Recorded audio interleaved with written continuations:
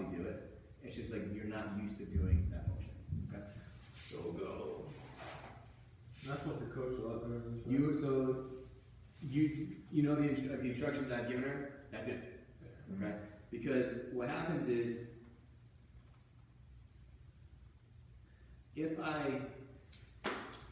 so let's say we're trying to get an authentic audit of how this person moves, and if I say here, and I'm like, all right, just drill your left heel to the floor, and they go, oh yeah, I can now stabilize, right? You kind of just like coach them into it, and if you're trying to see like what they naturally do, you're kind of like going through it, right? So with the trunk stability push-up, the clearing test is an extension. So you're going to go here, hands underneath the shoulders, leave the hips on the ground, and just push it up into extension. Do you have toe sucked under? Or no? You're good, whatever. I don't know. Good. Any pain there? No. Fantastic. What does that mean when they say the clearing test? So, a clearing test is, so from prerequisite in terms of like, from like an SFMA perspective, if I have someone that was standing up, I go, all right, let me see extension, and they go, oh shit, that hurts, right? And then you go, all right, the next thing, like, put your hands on your back, do that, and I go, oh, that hurts, right? And sometimes you go, all right, do it on one foot, oh, that doesn't feel good, do it, oh, that doesn't feel good. And you go, all right, go down the floor, and they go, yeah, there's no pain, all right? What that's telling you is, in a passive kind of range of motion, the joint can move, right? It's good, but as soon as they have to stabilize and use motor control, something's not clicking on right. Is that like active straight leg raise could be a clearing test for? Toe touch. Kind of, yes. Actually, we would probably use the next one after the rotary stability, the lumbar flexion, which would be like a child's pose, or that's where sit reach is a pretty good one. But you can also take an audit of like, she extends pretty well, right?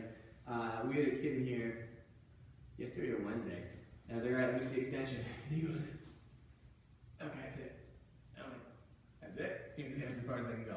I'm like, okay, we're missing.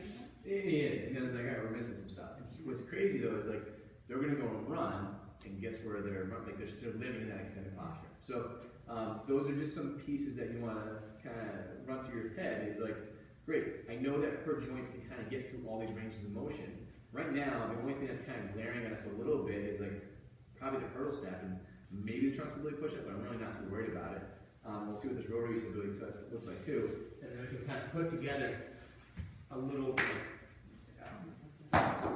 fake workout based off what we know.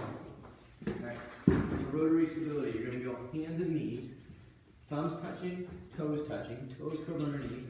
Right. We're going to try to go same side first, which means we can shift a little bit. I need to keep my chest over the board. Right, so I can't do it way up here. Yeah. And we're going to try to extend the arm and leg at the same time, come in, touch elbow to knee, and then back out, and then down. I bet you can do this. Now, okay, if it looks like this, it doesn't count.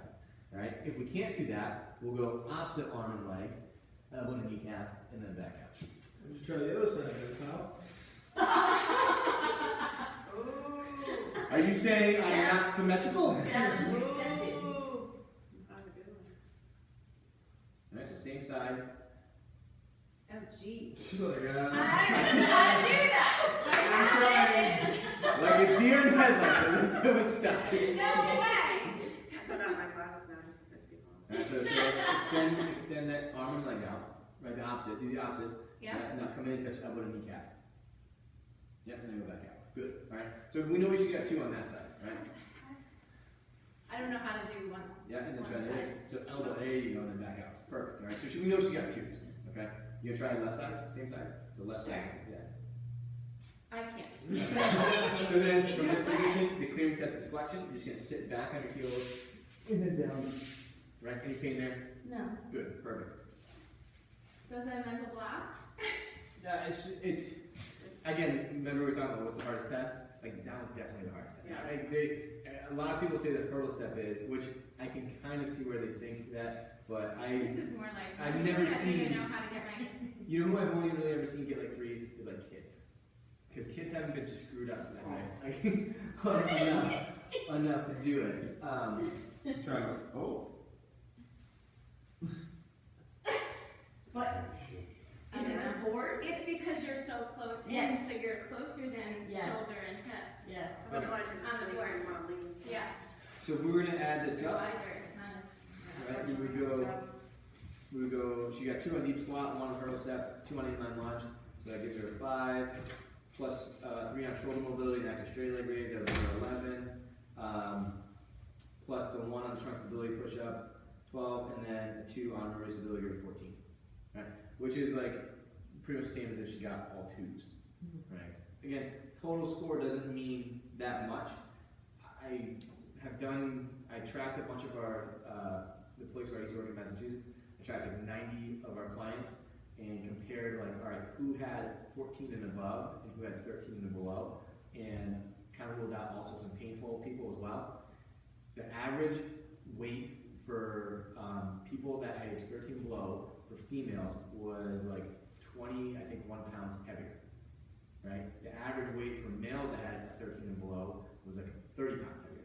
So is it as you get heavier, your movement goes to crap, or is it as your movement goes to crap, you get heavier?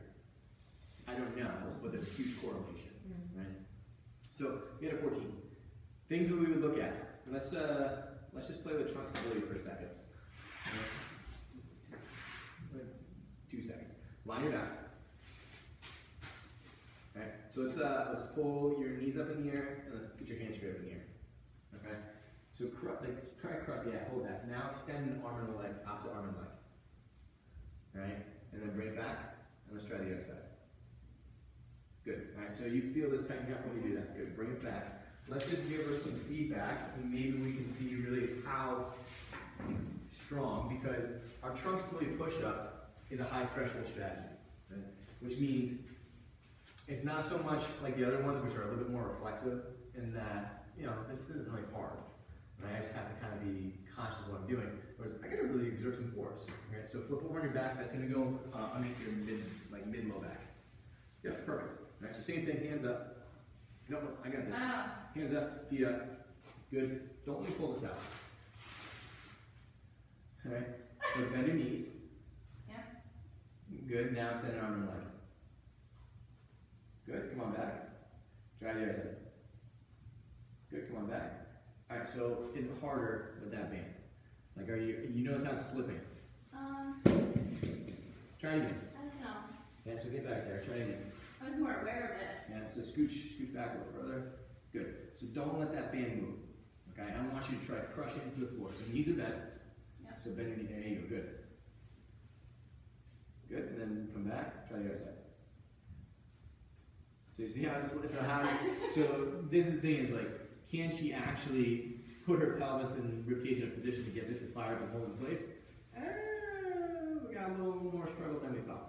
Right? And that's where, if I'm going to go produce force or move these limbs, and I have trouble holding these two, they'll call it the canister, the pelvis and the ribcage hold this canister in place, I'm probably going to get some disassociation of that, like my arm's going to go overhead, and my ribcage is going to get dragged a little bit.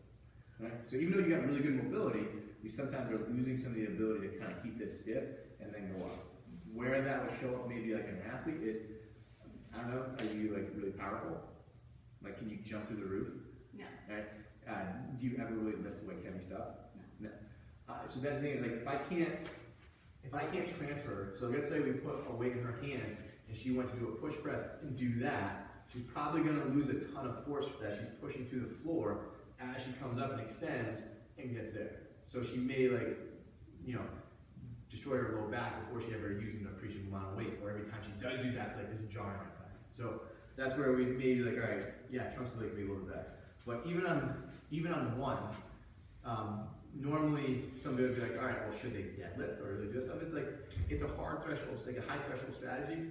You can probably still get people to deadlift correctly, even though they can't necessarily hold this like perfectly. But could it be the like pelvic tilt? So that's part of the problem? Or no? When you say that, what do you mean by that? So I see a chiropractor and I have this chronic Anterior tilt. Yeah. That's 100% correct. Okay. But what holds the pelvis in place? I know. So when you're saying like, all right, But so position dictates everything. So if a pelvis is dumped forward because the muscles in the back are used to just entirely, or I can't even say that. Let's say the way you breathe potentially puts you into that position more often. Yep. You're right, it's gonna be really hard to do that trunk split push-up because this is always opened up. And you can't get these. I'm just wondering if it's like habit now, because I'm even finding in yoga, Yeah. like, so, say when you're in a pose here, I Yeah. automatically Change. just, Yeah. like crank my Crank my back. Good, yeah. So, So don't- I'm constantly talking when you're not supposed to talk, just so I can be neutral. Do you know what I mean? Like, Stupid yoga tells you you can't talk. so here's the thing, are you in pain? No. Okay, so what makes you, why do you go to the chiropractor? So no, my SI joint always. So it does hurt. It does go out. Like I just went the other day, but so right hip ends up being a little higher Yep. than the left. Okay. Sometimes because of running on the road. Yep. Probably not that. No. No, probably that's normal, Okay. right? You're maybe exaggerating that Yeah. position more. But if we took a screenshot of everybody, we all probably have a higher right hip, right? Okay. It's just because that's where you probably like to hang out. But let's try all fours breathing. Like, let's just see what happens. So let's go all fours. Right. So you're gonna push this up to the ceiling. Right? Actually, bring your hands back and feel it. Okay. Push this up to the ceiling. Tuck this tailbone as tight as you can. Now shift forward a little bit. Right there. Hold that. Now take a breath in. Big exhale out. Push up higher. Tuck tighter. You feel some abs. Okay. Take a breath into your nose again. Big exhale. Push up higher. Tuck tighter. You really feel some abs. Like, are these guys kicking on at all? Yeah. Like hard. A little. Right, so take one more breath in. Big exhale. Tuck as hard as you can. Push up as hard as you can. Blow the air out as hard as you can. One more breath. Big exhale. Blow, blow, blow, blow. Force, force, force, force, force, force, force, force. Good, relax. So what do you feel the most? Right under the ribs. So it's her diaphragm. Right, her diaphragm is probably what's limiting some of that pumping action to get this in the right spot. Okay. So the other news, she actually you can feel air kind of coming through this whole area, right? So your breathing is actually really good. It's just the way you like to get stable is to open up and hinge on that joint, and it's probably really easy to breathe there, Okay. as opposed to almost like it's gonna cramp right here. Oh yeah. Yeah. Right? So Like it's right under the yeah. sternum. She's just never in this drop position, and her muscles is like, I don't know what we're doing here, and it's really hard for me to work. I've never been in this position. It's the same thing when we have like kids do our half kneeling hamstring rolls. Like, holy God! When are they ever controlling a hamstring with a fully flexed knee against gravity like that, and a pelvis that's neutral? Right. What you usually see them try to do is they'll go and arch their back to try to reposition their pelvis where they normally feel like they're strong. Right. So do that one more time, and let's try your trunk split push-up one more time. Nice and big upper back, tucking the tail, and then just shift forward a little bit. Right there, there you go. Yeah, big exhale, push up and tuck tighter. Don't push back, stay forward. Good, get one more breath there. Blow out hard, hard, hard, hard, hard, hard, hard, hard. Excellent, perfect. All right, let's go. Hands, chin, right, elbows. Now just think about pushing straight up. Don't try to shift forward. Yep. Good, come on like that. Do it one more time. You're good, you're good. Right. That looks better. So what would you notice on the first one? I probably arched my back a little to get up. Okay, was it better than the other one? Yes. What do you guys think? I don't know. There's a lot of crazy things. Let's distract Pop, pop, pop. Always No! popping joints. 4th of July. I thought it was better. Right? And then on the second one, you reverted right back to your normal strategy to try to like go into that to get stable. So again, I think did the first one feel different? Yes. Okay. So that's where we'd be like, all right, like if we're looking at correctives and stuff like that, we should show a pretty quick change in whatever we're assessing. And it should be fast, right? If you see something that kind of like the second one, like yeah, we didn't see any change. Like that, whatever input we did had no effect. So that's where it's like, if it's a motor control issue, which is kind of what you have, you should quickly see this like immediate change in something that oh wow felt very different, right? Which is kind of like that, and the fact that you can feel it. So I should be doing that breathing all the time. Not all the time. Like No. I would do it probably while you're doing your yoga class Okay. to kind of help give you better awareness, right? So like, because you're already doing it to some degree, because you're right, this is a really bad position to hang out, right? Over time, Yeah. right? So if I can feel this and then do this, now I'm actually, because what's happening is when I go into this position, I'm actually pushing into like the front of my hip capsule and just entering on my sacroiliac